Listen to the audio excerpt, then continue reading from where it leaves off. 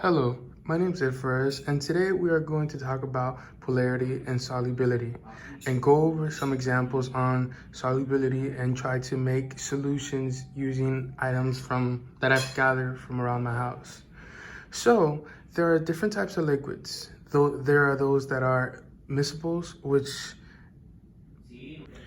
mix well in all properties, and then there are those that are immiscible, which are liquids that don't mix well, like oil and water, for example, as I have here, and this is going to be example. We're going to try to show insoluble sample, a partially soluble sample, and a soluble sample. So the way that liquids work and the way that they mix, for example, into like homogeneous solutions, are that they have partial positive charges and partial negative charges that attract each other because they're opposites, and so they combine together, and that's how they're held together.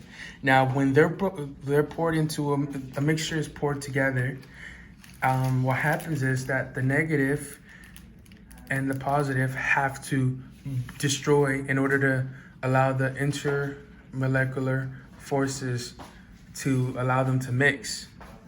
And here I go and I talk about intermolecular forces and the different types from the strongest to the weakest. And here I have polar bonds and non-polar bonds, which is more of an example of what I was talking about here on how they have polar bonds are like negative and positive, which have negative and positive partial charges that the opposites attract each other. Meanwhile, non-polar bonds are, let's say, electrons that are inside, let's say, this bubble, and they spread out to the bubble, which create a partial negative charge. And let's say the other electrons that move to the opposite side, they are positive charges and they create the positive charge. So I'm going to mix the oil inside the water, and then we're going to mix it and see what happens. Oh, they don't mix. And it seems that even when we mix it, it doesn't mix. It doesn't mix. And that would be an example of an insoluble. Because solution. I think the water is acidic and also the oil is acidic. Acidic?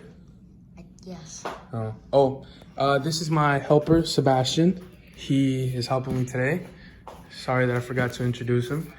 And we're gonna do a salt solution and see how that will mix. It will mix. But it'll take a long time. But it's gonna take a long time.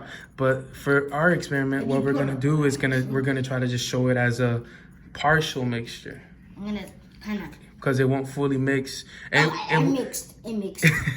It would mix more if it was hotter. The reason why I chose the salt and water as my partial insoluble solution was because, as you can see down here, not all of the salt, even after we stopped recording and we mixed it for a little bit, like a minute, it still hasn't fully dissolved.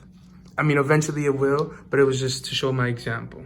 And this is gonna be our example of a soluble solution because it mixes well together. It looks like ketchup with water. I don't like ketchup with water. I mean, I don't like the taste of ketchup, but and that is our example. So my helper Sebastian wanted to do something different and told me that syrup in water, since it's dense, it goes to the bottom instead of floating like oil to the top. And they also don't mix well.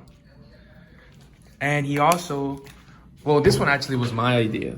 It's just for an example to mix oil with soap. Because I remember with water also at the same time to see what happens. Because I remember growing up when the oil spill in the Gulf of Mexico happened, Dawn was like a big sponsorship, and see how that makes a cool solution after we mix it. Oh wow, that's very cool. And for this one, you can put stuff to see if they're dense or not dense. Look, I just gotta add the oil. You're gonna add some oil? Oh, and that explains what you were talking about. My little helper was actually teaching me something I didn't know. More. That's to know. Look. And that is it for today.